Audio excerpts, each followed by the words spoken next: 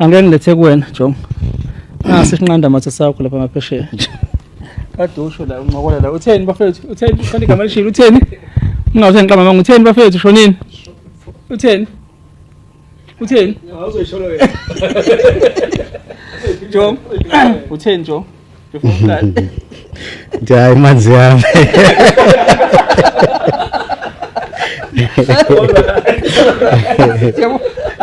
Kamba ma. Jonga mfethu. Angibingelele balaleli nani lapha emakhaya nababukeli ngibingelele khona la endlini la sikhona esihlangana ndawonye njengoba sengishilo ngibingelele nakwimanzi yami ekhethekileyo bafethu engingakusho nje mina ngicabanga ukuthi ngizobonga umdali nje kuphela kukho konke esengenzele khona nawo konke sengidlule khona cause mangibuka emuva lami ngibuka nesimo manje sokwenzeka ngaso cha umehluko nami ngiyawubona nami futhi ngiyawuza nasemzimbeni ngendlela kwenzakala ngayo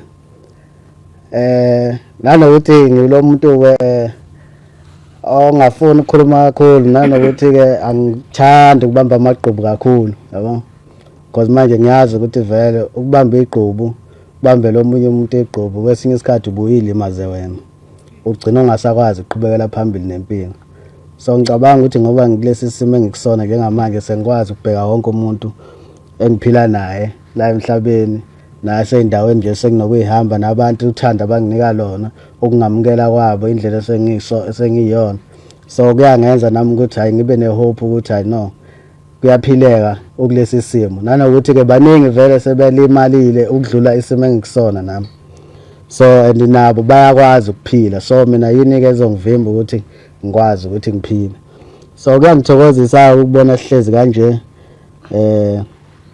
sizokwazi ukukhuluma sikwazi ukuthola nama-answers ukuthi sazi ukuthi kwenzakalani nanokuthi ngiyathanda ukuthi futhi kuyangijabulisa nokuthi kuyangijabulisa ukuthi mhlambe lesi simo sikanje esenzakalayo emhlabeni kube yimina kuqala engikwazi ukutshengisa wonke umuntu wesilisa noma umuntu wesifazane ukuthi ukubambelana amagqubu akusebenzi nanokuthi ke because kube mhlawumbe ngomunye umuntu mhlawumbe ngabe khona mhlawumbe into embi esengiyenzile ngokuthi sengihlangane naye usisi lo so but manje ngoba nangendlela engikhuliswe ngayo ekhaya ngikhuliswa ngodlami ngakhuliswa kahle so kuzomela nami ngihloniphe abazali bami ngihloniphe ikhaya engiphuma kulona yabo so nje kuyangithokozisa kakhulu lokho okwenzakalayo ngicabanga ukuthi konke kuzohamba kahle ngendlela esicabanga ukuthi kuzokwenzakala ngayo ngiyathembisa South Africa ngeke nginiphoxe ngizokwenza ngoba kuphuma ngaphakathi enhlizweni kumina not ukuthi mhlawumbe khona umuntu engimenzela iceleni cha ngisiza mina ngisiza omunye umuntu so nje kongijabulisa kakhulu ukuthi kwenzeke ngendlela eright sithembe noNkulunkulu uzosipha amandla ukuthi sibhekane nazo zonke izinto esizozenza njengamanje ngiyabonga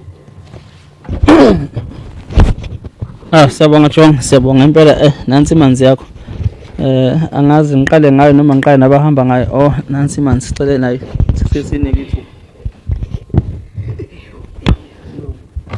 ngizobingelela bonke abalaleli usuku namhlanje la ngomhla ka 1 November lo enikhuluma naye okhulumayo uPrincess wakamthimkhulu ngihamba lana nomndeni wami sikanye nomndeni wakasibiya bese kuzoba abasuka ethuleleni TV silana ngenhloso yokuthi bakwazi ukusisiza ngesimo esike saba ngaphansi kwaso okube kwabasaba nengxabano nomuntu obeyipartner yami so babone ukuthi kufanele ukuthi lento siyilungise ngoba ngaso sonke isikhathi ihlala kune side le story noma ungasithola esodwa kodwa sihlala sikhona siba khona eceleni so suku namhlanje lusuku olukhulu mina ngesimo sokuthi abantu bazi ukuthi engifisa ukuthi ngikutshena abantu ukuthi bazi ukuthi izinto ziyenzeka kepha kuyahlala phansi zilungiswe zixoxwe kuxolelwane kudlule ngoba esimeni esidlule kusona naye nangendlela yena alimale ngayo ukube kwezinye indawo ngabe mhlambe sekuthathwa ibhamu kwawuhlaselwana lapho kodwa lolu suku ngoba ngithi nje lukhulu ngokuthi sikwazile ukuthi siphinde sihlale phansi ndawonye sixoxe sibonisane kube khona uxolo phakathi kwethu ngaphandle kwempi ebengaba khona kukhona konke osona namhlanje bengifisa ukuxolisa kuyena ngezinto ezenzekile yes kukhona okubhlungu naye akwenzile kumina kuze kufike kulesi simo, kepha nginokuthi okwenzekile kuyena kube nzima kakhulu kuyena nefamily. So sukela namhlanje ngithi nje ngiyafisa ukuthi ngidlulise ukuxolisa kuyena njengomuntu obeyipartner yami. Omningi nokuningi angifisi ukubala ukuthi mhlambe yena benza ukuthi nokuthi kepha nje ukuthi mina ngizithobe since ekulesi simo ngimnikeze isupport yami nefamily yami. Ngiyabonga. Ngiyakwamukela futhi ngiyakubingelela kuyona-ke i-YouTube channel. If you're new, please don't forget to subscribe to this YouTube channel. So bafethu la nginiphathele-ke udaba oluthinta laphayana-ke umnumzane-ke uSibiya laphana-ke uPhakamani igama oneminyaka ewu-30. Ngikufundela lolu daba ngilixosha laphayana-ke kwiphephandaba lapha iSolezo. So laphana kuthiwa-ke uMr Sibiya loya waphuziswa-ke wabuye-ke wathelwa-ke nge-acid ethelwa-ke iloyo-ke owayeyintombi yakhe laphaya ngenkathi-ke kushuthi-ke kukhona-ke ingxabano ababenayo. Uthi-ke kodwa ngokwakhe njengobana-ke nabona nevidiyo le esike sayiphosta la ngaphambili nje, I think-ke la bekuhlanganyela-ke iThuleleni TV kanye-ke namanye-ke ama-stakeholders abekhona laphayana-ke edila nalo lolu daba. So uthi laphana-ke yena ngokwakhe nje nangokwabazindaba lana-ke ngokodaba nje indlela-ke elibhaleke ngayo, akayiboni-ke exolela laphayana-ke lo owayeyintombi yakhe-ke eyazama-ke nakho ukumbulala-ke lo owesilisa-ke eyamchathisa-ke ngawo-ke i-acid, yaphinde-ke futhi-ke yamthela, yenza nje izinto ey'ningi. Kodwa-ke udaba luthi-ke akaziboni exolela-ke owayeyintombi yakhe eyazama-ke umbulala lona-ke owesilisa-ke eyamchathisa nge-acid, ithi-ke iswasho, yaphinde futhi-ke yamphuzisa yona-ke ngenkani. Yagcina-ke imbhunyela ngayo le acid, ibona-ke ukuthi-ke akafi, wabucuka-ke ubuso-ke nawo-ke umzimba laphana ngokubhaleka kwalolu daba. Usho kanjena-ke umnumzane uPhakamani laphana-ke wakhona-ke kwaSibiya oneminyaka ewu-34, uma besho laphana-ke emva kokugojelwa-ke ngamacala-ke kuka-Princess lapha, ugama lakhe-ke uPrincess, lo ntokazi-ke uLethiwe Mthimkhulu oneminyaka-ke engu-30, yiwo wonke-ke amagama akhe laphana-ke. Inkantolo-ke yemantshi yalaphana-ke eVerulam ngizothi-ke ikhona-ke la ngizothi-ke kuseThekwini, ilahleke icala-ke laphayana-ke uLethiwe, noma-ke ilahleke uLethiwe ngecala-ke lokuzama ukubulala nolokweba-ke iselula yakhe-ke umfo kaSibiya esehlakalweni-ke esenzeka laphana-ke ngo-2022 bathi-ke kwaku-April endaweni-ke yakhona laphana-ke oThongathi khona-ke la eThekwini.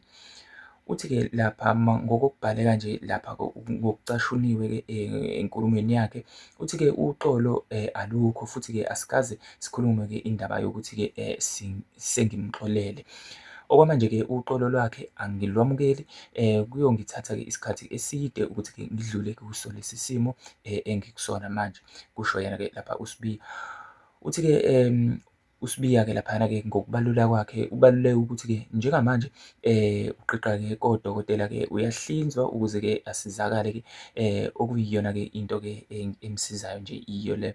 Ufuna-ke ajeze uLethiwe ngamenza kona-ke, kanti-ke uthi noma-ke engavalelwa ejele kulungile-ke, sekuyoba ukuthi-ke inkantolo iyona-ke ebona-ke ukuthi-ke isigwebo sakhe-ke sigcine-ke kube isigwebo esimfanele esime kanjani. Umalume kalokhongana-ke kaSibiya laphana-ke uthe ogama lakhe-ke uMduduzo kaMtshali, uthi-ke wawuphuma-ke noma-ke wawuphuma uhlukumezekile-ke laphana-ke esibhedlela-ke eNkosi Albert Luthuli uma-ke uzobona-ke umshana wakhe. Laphana-ke owayeyisilwane-ke futhi-ke uthi-ke wayebolile indlela-ke ayeyiyona. Kushuthi-ke la ubechaza ngendlela-ke uma-ke eyobona-ke umshana wakhe okuyena-ke lapha uSibiya ukuthi-ke umoya wakhe wawubukeka-ke uphukile ngendlela eyisimanga. Nabantu-ke babembona ukuthi eyi le nsizwa le ayiphathekile neze kahle ngenxa-ke yesimo ebona ngakhona-ke eyiso laphana-ke uSibiya, kusho yena-ke uMtshali. Uthena-ke bahlukumezekile futhi-ke akanabo-ke ubuntu, kodwa-ke unobulwane-ke uLethiwe, ufanelwe nje isigwebo-ke esiqine kakhulu, kusho-ke umalume wakhe-ke laphana-ke uSibiya. Uveze ukuthi-ke bahlangane nomndeni kaLethiwe ngoLwesihlanu-ke ukuthi-ke bezokucela-ke uxolo njengawo-ke umndeni. Uthi-ke ubulungiswa-ke obungatholwa-ke uPhakamani obokuthi-ke athole-ke i-plastic surgery futhi-ke aluleke nangokomqondo-ke abuyelwe isithunzi-ke abe umuntu naye emphakathini. Basho kanjalo laphana-ke noma-ke ngizothi kusho-ke umalume wakhe. Uma-ke kwenzeka athole-ke umsebenzi angathembile-ke komunye-ke umuntu, kusho-ke umalume, kusho umtshali laphana-ke othi-ke bayethuka abantu-ke uma bebona-ke umshana wakhe ngendlela-ke isimo-ke ayisona. Le ndoda-ke mina bengike ngiyibone laphayana-ke ku-TikTok, especially njengoba isuke-ke abantu-ke benikela kuyona-ke ngey'khwama lezi-ke, ngizothi angazi noma ngizothi isikhwama-ke ezomchamo noma-ke eyani leya nto leya, kodwa-ke ya kuthi akube kanjalo. Umalume uma sichubeka nalo lolu daba uveze ukuthi-ke inhloso kaLethiwe-ke kwakuwukuthi-ke ambulale laphana-ke uSibiya futhi-ke afele-ke endlini yakhe. Kube sengathi-ke ube yedwa-ke ezichathela. Imantshi-ke uSanele lapha ahlatshwayo ithe izogweba-ke uLethiwe ngoDisemba mhlaka 11. Ummeli-ke laphana-ke kaLethiwe umnumzane Denver Ready umcelele ukuthi-ke akangagwetshwa-ke lapha-ke izolo. Isizathu-ke kube ukuthi-ke unezingane ezimbili ezisencane nokuthi-ke kusamele-ke kwenziwe-ke umbiko wosonhlalakahle-ke nomnyango wezokuhlunyeleliswa-ke kwezimilo laphana-ke. Ngesonto-ke ledlule uLethiwe watshelwa ukuthi inkantolo ukuthi-ke uSibiya wayemhlukumeza futhi-ke emshaya nokuthi-ke ngosuku lwesehlakalo-ke umgilwa-ke owajikijela-ke yena-ke kuqala-ke nge-acid wazivikela-ke ngokuthi-ke ayiphinisele-ke yamshisa. Kusho yena-ke laphana-ke lapha ngokuchaza-ke kwayo-ke inkantolo. Ushaye-ke ungqimphotho-ke izolo wavuma icala waxolisa-ke kuSibiya, wathi-ke wayefuna-ke ukumbulala-ke elekelelwa-ke uyena-ke umnumzane Moses Jobe ogcwele-ke izinkalo njengamanje-ke agcine-ke ukumbona-ke kwenzeka isigameko. ULethiwe uthe-ke wayehlala-ke noJobe laphana-ke khona lapha endlini eyodwa eflethini futhi-ke bengebona-ke abangani, kodwa-ke bahlanganyela-ke irenti-ke eyayimba-ke eqolo. Uthe-ke icala ubeliphika ngoba-ke esaba-ke ukuboshwa-ke ashiye zona-ke iy'ngane zakhe-ke ezisencane, kusho yena-ke uLethiwe. Kuvele-ke ukuthi enye yezingane-ke akhuluma ngazo inonyaka, wakhulelwa futhi-ke wateta-ke sesadlula-ke kudala-ke isigameko. Uthe-ke sebeyakhuluma noSibiya futhi-ke usemxolele-ke okuyinto-ke ayehlele-ke usuku noma-ke ayihleke usulu laphana-ke enkantolo-ke uSibiya. Uthe-ke uvumile wathi-ke uyazisola-ke ngesenzo sakhe egajwe-ke intukuthelo ngaso leso sikhathi. Wayehlose ukumbulala-ke uSibiya ngokusho kwakhe laphayana-ke untokazi eyivumela yena mathupha. Enye-ke into-ke athi imvumise icala ubufakazi-ke obuqanda ikhanda-ke okwakuyibona-ke obumcindezelayo. Imantshi-ke ithe igculisekile futhi-ke iyabemukela-ke ubufakazi obuthulwe-ke umbuso obuholwe umshushisi laphana umnumzane Ntuthuko wakhona-ke kwaMngadi. Uma-ke kodwa-ke ngenza ukuthi-ke sizokuvalela nje lolu daba this time besingafisa ukuthi nawe ubeke umbono wakho, mhlampe-ke uphawule nangevidiyo njengoba-ke sikufakele yona-ke ngalo lolu daba. Laphana-ke kodwa kuthiwa uSibiya wangena-ke endlini-ke wayolala embhedeni, kanti-ke uLethiwe noJobe bazombamba-ke bamcindezele-ke ngosuku lwaso-ke isigameko, bemcindezela-ke embhedeni bamphuzise ngenkani-ke i-acid-ke eyayimshisa-ke emlonyeni, ezindebeni nasemakhaleni. Kodwa-ke wasukuma walwa-ke ngaleso sikhathi yena-ke uSibiya. Kwathi lapho-ke uSibiya noJobe-ke bebambene belwa, uLethiwe wase-ke naye ehambe eyolanda-ke ibhakede-ke futhi lelo lalinayo-ke iligcwele-ke i-acid, wase emthela ngayo-ke ngapha-ke engxenye-ke noma-ke esayidini. Kuvele ukuthi-ke umgilwa wavala amehlo-ke waphuthaza-ke umnyango, wabe sephumela ngaphandle wayocela-ke usizo komakhelwane-ke ememeza efisa ukuthola-ke usizo ukubona-ke omakhelwane. uSibiya-ke kuthiwa-ke waphuthunyiswa-ke esibhedlela ngaso leso sikhathi-ke osindisweni wadluliselwa-ke e-Eddington, nakhona-ke bamdlulisela khona lapha eNkosi Albert Luthuli lapho ahlala khona-ke izinyanga eziyisithupha-ke elashwa. Uthe-ke uSibiya walimala kabi-ke kwasuke-ke nendlebe, izibazi nje ukuthi-ke zibukwa iwo wonke-ke umuntu-ke uma ehamba. ULethiwe-ke ubuvumile lobu bufakazi wathi-ke i-acid laphayana-ke wayinikezwa uyena-ke uJobe futhi uyena owathi-ke akangayiswa-ke esibhedlela-ke uSibiya. uphikile-ke ukuthi-ke weba ifoni kaMgilwa eselahlwe yicala-ke laphana-ke ulethiwe kuthiwa-ke icala-ke eseyiswa-ke khona-ke ezitokisini ukhihle esikhulu-ke isilizwe kwaze kwaba ukuthi-ke kusondela ngisho noma wakhe. Emuva-ke kwekhefu ube esencengelwa-ke ummeli wakhe ukuthi-ke adedelwe-ke ngayo ibheyili ngenxa yezingane-ke ezisencane-ke anazo. Laphana-ke ibheyili ibi-1,500 kodwa-ke yelulwa yenziwa-ke u-3,000 nokuyinto-ke abazali bakhe abatatazele bazama-ke ukuthi bayihlanganise. Ngaso leso sikhathi-ke bagcina-ke bekwazile ukubuyela naye-ke ekhaya.